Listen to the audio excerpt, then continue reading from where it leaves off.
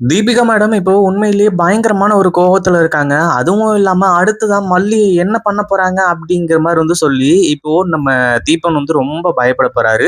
அதே மாரி இப்போ தீபிகா போற பிளான கேட்டு, உண்மையிலேயே தீபன் இவ்ளோ ஷாக் ஆகுவாரு அப்படின்னு கொஞ்சம் கூட எதிர்பார்க்கவே இல்ல. ஏன்னா அந்த அளவுக்கு சில விஷயங்கள்லாம் நடக்க போகுது. அதுவும் இல்லாம நம்ம விஜய் வேற இப்போ ஊர்ல இல்லாதது, தீபிகா மேடத்துக்கு மட்டும் இல்ல, மத்தவங்களுக்கும் இது ஒரு நல்ல வாய்ப்பா அமைய போகுது அப்படின்னே சொல்லலாம். ஏற்கனவே இந்த ராஜசூரி மேல கொஞ்சம் நஞ்ச டவுட் வந்தாலுமே கூட அடுத்தடுத்து இந்த ராஜசூரிய வச்சு ஒரு சில விஷயங்கள்லாம் செய்யறாங்க. அதாவது என்ன ஆச்சு அப்படின்னு பாத்தீங்கன்னா, ஒரு பக்கம் இப்போ ஐசியூக்கு அதாவது உடம்பு சரியில்லாமனது, இந்த பிக்ஸ் வந்தது, அதுவும் இல்லாம ஹாஸ்பிட்டல்ல கொண்டு சேர்த்தது எல்லாம் இவங்களுக்கு பிரச்சனை கிடையாது. இந்த ஒரு விஷயத்துல மல்லி தலையிட்டது, அடுத்ததா மல்லி இந்த தீபனுக்கு போன் பண்ணி சொன்னது, இப்படின்ற பல விஷயங்கள் இப்போ தீபிகாவோட மனசுக்குள்ள ஒரு மிகப்பெரிய கோவத்தை ஏற்படுத்துச்சு. ஏன்னா தீபனுக்கு இந்த ஒரு விஷயம் தெரியவே கூடாது அப்படிங்கிற மாதிரி நினைச்சிட்டு இருந்தாங்க. தீபன் இங்க எந்த ஒரு விஷயத்தையும் பாத்துக்க கூடாது, அதாவது தன்னோட பொண்ணை பாத்துக்க கூடாது, அவங்களுக்கு எப்படி தன்னோட பொண்ணை பாத்துக்கிறது அப்படிங்கிற மாதிரி விஷயம் தெரியும் அப்படிங்கிற மாதிரி சொல்லி இப்போ அந்த அளவுக்கு கோவத்தோட இருந்துட்டு இருந்தாங்க.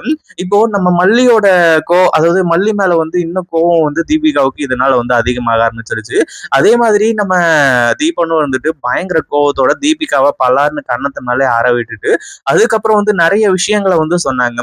இந்த மாதிரி நீ ஒரு அப்பாவி பொண்ணு, அதாவது உன் தம்பி மேல இருக்கக்கூடிய பாசத்தினால ஒரு அப்பாவி பொண்ணு மேல நீ பொய்யான பழிய தூக்கி போட பாக்குற, பொய்யான ஒரு கேஸ்ல அந்த பொண்ணை சிக்க வைக்க பாக்குற அப்படிங்கிற மாதிரி சொல்லி மல்லுக்கு சப்போர்ட் பண்ணி பேசினாங்க. இப்போ அதாவது ஏற்கனவே பயங்கரமான ஒரு கோபத்துல இருக்காங்க. இப்போ மல்லியாலதான் அடுத்துதான் நமக்கு ஒரு அடி கிடைச்சது, அதாவது இந்த தீபன் நம்மள அடிச்சான், இனிமே அந்த மல்லிய சும்மா விட மாட்டேன் அப்படிங்கிற மாதிரி சொல்லி தீபன் கிட்டயும் டைரக்டா சொன்னாங்க. கண்டிப்பா அவளை நான் என்ன பண்ண போறேன்னு மட்டும் பாரு அப்படிங்கிற மாதிரி சொல்லி ஏற்கனவே இந்த வேலை இருந்தா கூட பிரச்சனை கிடையாது. அதாவது ஏற்கனவே இவங்க இன்ஸ்பெக்டரா இருந்தாங்க.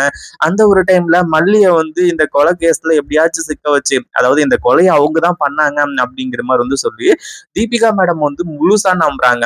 அந்த ஒரு காரணமும் இருக்கு. அதே மாதிரி இப்போ தீபிகா மேடம் அப்போ எப்படியாச்சும் ஆதாரங்களை பொய்யா கூட தயார் பண்ணி நம்ம மல்லியை தூக்கி ஜெயில வச்சிடலாம் அப்படிங்கிற மாதிரி பார்த்தாங்க.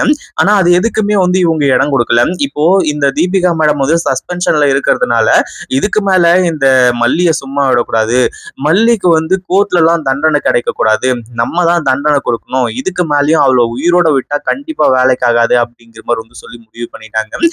இந்த ஒரு விஷயம் தீபனுக்கு அவங்க பேசும்போதே தெரிஞ்சது. பட் இருந்தாலும் தீபிகா ஏதோ கோவத்துல பேசிக்கிட்டு இருக்கா, ஆத்திரத்துல பேசிக்கிட்டு இருக்கா அப்படிங்கிற மாதிரி பொறுமையா இருந்துட்டு இருந்தாங்க. ஆனா கடைசியில தான் உண்மையே தெரிய வரப்போகுது. அதாவது தீபிகா மேடம் எதுக்காக இப்படி பண்ணாங்க அப்படிங்கிற மாதிரி சொல்லி அதே மாதிரி இப்போ நம்ம அதாவது வீட்டுக்கு போனதுக்கு அப்புறமா டிஸ்சார்ஜ் பண்ணி ஐஷுவை வீட்டுக்கு கூட்டி போய் விடுறாங்க. அந்த ஒரு டைம்ல எதிர்பாராத விதமா தீபன் வராரு. இந்த தீபிகாவும் போன்ல பேசிக்கிட்டு இருக்காங்க.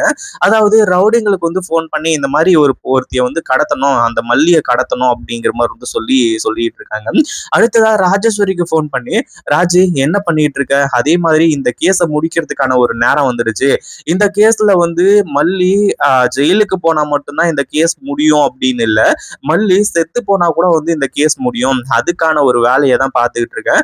இனிமே உனக்கு மிகப்பெரிய இடைஞ்சலா இருந்த, அதாவது என் தம்பியை நான் எப்படி இந்த மல்லியால இழந்தனோ அந்த மாதிரி உன்னால, அதாவது நீ உன் தம்பியை இந்த மல்லியால இழக்க மாட்டேன், இந்த மல்லியையே தீர்த்து கட்டுறதுக்கு இப்ப நான் பிளான் பண்ணிட்டேன் அப்படிங்கிற மாதிரி சொல்லி தீபிகா பயங்கரமான ஒரு கோவத்துல பேசிக்கிட்டு இருக்காங்க.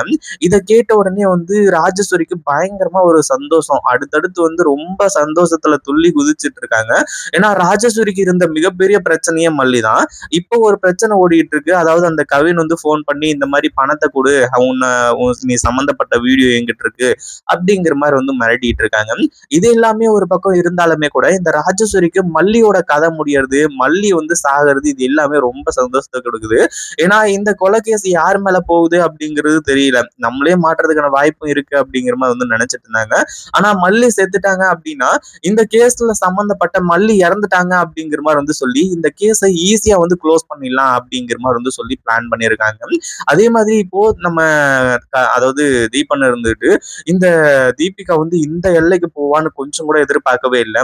மல்லியை எப்படியாச்சும் காப்பாத்தி ஆகணும், அதுவும் இல்லாம தீபிகா வந்து கெட்டவ தான். அதாவது ரொம்ப நல்லவளா தான் இருந்தா. ஆனா இந்த ஒரு விஷயத்துல இவ்ளோ கெட்டவளா மாறுவா அப்படின்னு கொஞ்சம் கூட எதிர்பார்க்கவே இல்ல. ரொம்ப கெட்டவளா மாறிட்டா அப்படிங்கிற மாரி வந்து சொல்லி, பயங்கர கோவத்தோட வந்து இப்போ பேசிக்கிட்டு இருக்காங்க. அதாவது யோசிச்சுக்கிட்டு இருக்காங்க. அதே மாரி தீபன் வந்துட்டு, தீபிகா நினைக்கிறது எந்த ஒரு விஷயமும் நடக்கக்கூடாது. ஏன்னா மல்லி ரொம்ப நல்லவங்க. அதே மாதிரி அவங்க எந்த ஒரு தப்புமே பண்ணல. அவங்க தப்பு பண்ணியிருந்தாங்க அப்படின்னா, ஆதாரங்கள வந்து சேகரிச்சு ஜெயில்ல போட்டா கூட பிரச்சனை இல்ல. ஆனா இப்படி மல்லிய வந்து கொலை பண்றதுக்காகவே பிளான் பண்ணியிருக்காளே அப்படிங்கிற மாரி வந்து சொல்லி பயங்கரமா வந்து யோசிச்சுக்கிட்டு இருக்காங்க. அதே மாதிரி இப்போ தீபிகா மேடம் கொலை வெறியில இருக்காங்க. மல்லிய வந்து ஆல்ரெடி அந்த ரவுடிங்க கிட்ட சொல்லி வந்து மல்லிய கிட்னாப் பண்ண சொல்லிட்டாங்க. ஆனா இந்த ஒரு விஷயத்த தீபன் வந்துட்டு விஜய் கிட்டயோ, மல்லி கிட்டயோ சொல்றதுக்கு முன்னாடியே நம்ம மல்லிய வந்து அந்த ரவுடிங்க கிட்னாப் பண்ணிடுறாங்க. அதுக்கப்புறம் தான் வந்து மிகப்பெரிய ஒரு சுவாரஸ்யமா வந்து போறது. அதே மாரி தீபிகா மேடம் அடுத்தடுத்து என்ன பண்றதுன்னு சொல்றது தெரியாம மிகப்பெரிய தப்புகள் எல்லாத்தையுமே பண்ணிட்டு இருக்காங்க. ஏன்னா ஆரம்பத்துல இருந்து மல்லி சொல்றதையோ, இல்ல மத்தவங்க சொல்றதையோ கேட்டு உண்மையிலேயே இந்த கேஸ்ல என்ன நடந்துச்சு? யார் தான் கொலைகாரன்? உண்மையிலேயே கொலை நடந்துச்சா இல்லையா அப்படிங்கிற ஒரு விஷயத்த எல்லாத்தையுமே அலசி ஆராய்ஞ்சிருந்தாங்கன்னா பிரச்சனையே கிடையாது. அங்க சுத்தி இங்க சுத்தி கடைசியில மல்லி பக்கமே திரும்பினதுனாலதான் இவ்வளவு பெரிய பிரச்சனை. அதே மாதிரி இப்போ மல்லியோட உயிருக்கு மிகப்பெரிய ஆபத்து.